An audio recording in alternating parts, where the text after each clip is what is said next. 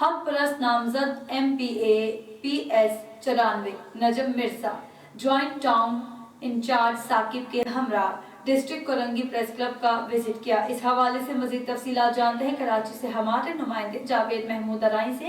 جی جاوید، کیا تفصیلات ہیں آپ کے پاس، بتائیے گا۔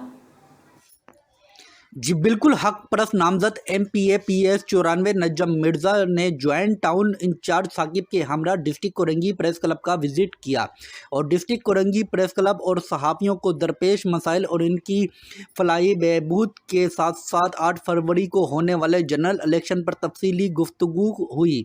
ملاقات کے آخر میں نجم مرزا نے ڈسٹرکٹ کورنگی پریس کلب کے صدر رستم قادری، نائب صدر راؤ ایوب عثمان، نائب صدر صفدر محمود ارائیں، انفارمیشن سیکریٹری آصف شاہین اور ڈسٹرکٹ کورنگی پریس کلب کے دیگر عہدیداران و ذمہ داران کا ویلکم کرنے پر شکریہ ادا کیا۔ اس موقع پر ٹاؤن ممبرز عمر اور قدیر بھی موجود تھے۔